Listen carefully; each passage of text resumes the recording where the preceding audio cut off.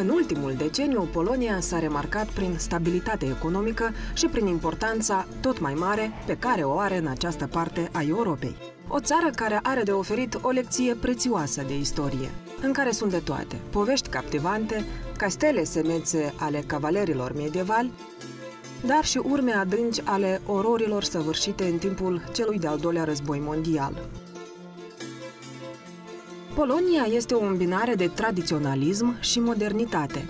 Există orașe vechi în care s-au păstrat aproape intacte cultura și arhitectura tradițională și, în același timp, orașe noi, total reconstruite după cel de-al doilea război mondial. Pulsul vibrant al Varșoviei, Cracovia istorică sau impunătorul patrimoniu maritim din Gdansk atrag anual un număr impresionant de turiști din toată lumea. Varșovia, capitala Poloniei, este considerată cea mai dinamică metropolă din Europa Centrală. În Varșovia s-a născut Papa Ioan Paul al II-lea, dar și Marie Curie, prima femeie care a primit un premiu Nobel și singurul savant care a obținut 2 premii Nobel în 2 domenii științifice diferite. Iar în apropierea metropolei, într-un sat marcat de simplitate, s-a născut ilustrul compozitor și pianist Frédéric Chopin. Puntea dintre țările noastre a început să fie construită în anul 1991. De trăinicia punții se îngrijește astăzi ambasadorul Poloniei la Chișinău, excelența sa, Artur Michalski. For more than 10 years, we are already a member of the European Union. We underwent serious reforms, serious transformation, and of course we still have problems, because problems, this is part of our life. Always will have problems, but we already found good methodology to cope with these problems, to develop our country, and Poland is right now totally different in a very good sense of this word to compare with the previous situation. So I'm saying all this to say that Moldovans are extremely interested, your politicians are extremely interested to have good contacts with us and to learn from our experience, not only from our successes, from our mistakes. So this is one of the reasons. So I think I'm witnessing very good development, rapid development of our political dialogue. So we had here visits of our Prime Minister twice, President twice, several times Minister of Foreign Affairs, other ministers, members of Parliament. So this dialogue helps us to become closer friends, to closer partners, to feel each other like somebody who is very much needed. Artur Michalski a absolvit Academia de Teologie Catolică din Varșovia și este magistru în filozofie. A lucrat la ambasadele din Moscova, Washington și Ottawa. Până a fi numit ambasador la Chișinău, a activat în calitate de director al Departamentului Estic în cadrul Ministerului Afacerilor Externe al Republicii Polone. Are o aplecare deosebită pentru tot ce înseamnă cultură, artă și frumos. Crede cu tărie că anume cultura este factorul coagulant ce ne poate aduce mai mult împreună. Last year, for example, in National Theatre Mihai Eminescu here in Chișinău, and there was a play staged, a play by Sławomir Mrożek, quite important and well-known Polish playwright. So it was staged by director Haderka in Eminescu Theatre in Chișinău. Ambasada Poloniei în Republica Moldova și Teatrul Național Mihai Eminescu prezintă în premieră spectacolul În Largul Mării de Sławomir Mrożek la Teatrul Național Mihai Eminescu. Development aid. Development aid, this is something extremely important for you. I would say that during last few years we managed to allocate more than 10 million euros of Polish money to Moldova for different projects helping to renovate hospitals, schools, some kind of social projects. So if you are asking me about certain kind of results, achievements, I would first of all point to high political dialogue, good cooperation in development aid, and culture. Yes, I think culture is extremely important always, especially when people are in difficult times and in crisis. We have always find some time for culture. It helps us to gain some energy and to move on with our difficult reforms. În casa ambasadorului Michalski am găsit un număr notabil de tablouri pictate de tinerii talentați din țara noastră. În anul 2013 a organizat o expoziție de pictură concurs pentru ei.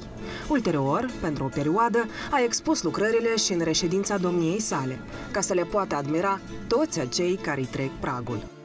I think you have to have this, and you have, especially among young generation, this hope that yes, you can change your life, you can even force your politicians to do utmost to do reforms and to make this country better. So first of all, your energy or wish to gain a better education. You have agriculture sector of extremely important, good potential. I mean, unfortunately, it's still not used, but fully. But in this realm, I think it's good perspective, it's good future for you. You have very good land, very good soil. You have tradition of producing good wine. So I think investing in agriculture, investing in a wine industry, in tourism, probably these steps I think should be taken first, but everything is open to you. And speaking about agriculture, this is once again a field extremely important also for Poland, because Poland still is a country of significant percentage of our economy comes from agriculture. We have a rich tradition in this field, but we managed in last years to really modernize and transform our agriculture, and our countryside looks much richer than it was before. And the level of life in countryside is the level which is absolutely comparable or even higher than in the cities. So in this field, I think we can also share our experience, help you, and speaking in a very concrete terms, we did it. I mean, we agreed, Poland and Moldova agreed. We signed agreement on a huge credit, 100 million euros credit for developing in agriculture. Acum 2 ani, polonezii au cumpărat fabrica de zahăr din Cupceni. Credeți dumneavoastră că ar urma eventual și alte investiții din partea polonezilor? We really hope for it. It's difficult to say, I mean, because it depends on investors, and we encourage them to come here. You know, the experience of Moldova Zahar at the very beginning, it was beginning, so beginning always is not a very easy time. Right now, I think they are developing quite well. They are quite happy being here, and they serve as a good example for others to follow.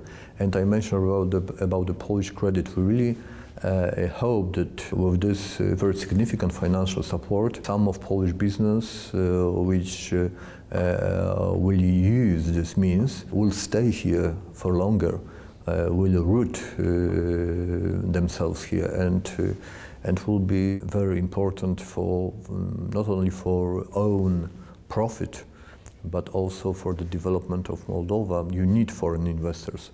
Forest investments here in Moldova. Yes, I think this example will be followed.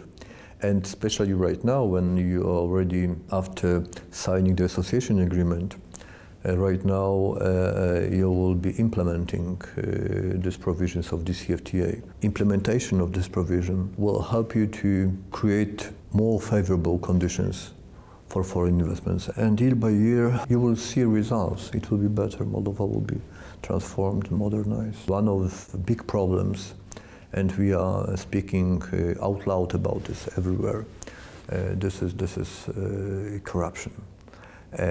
So to change mentality, to change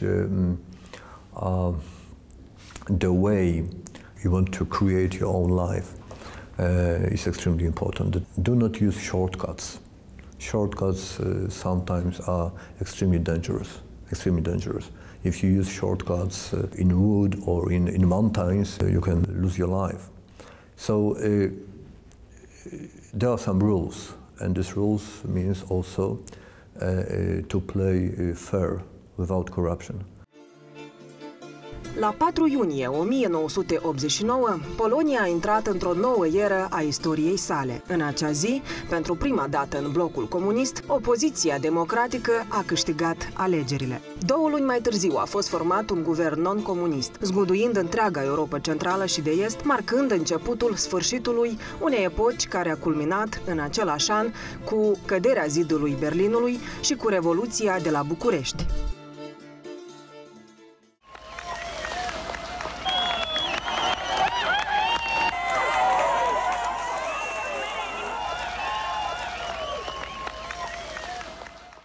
Câștigându-și independența și suveranitatea, Polonia a intrat rapid în transformările necesare integrării în sistemul economiei de piață al Europei Occidentale.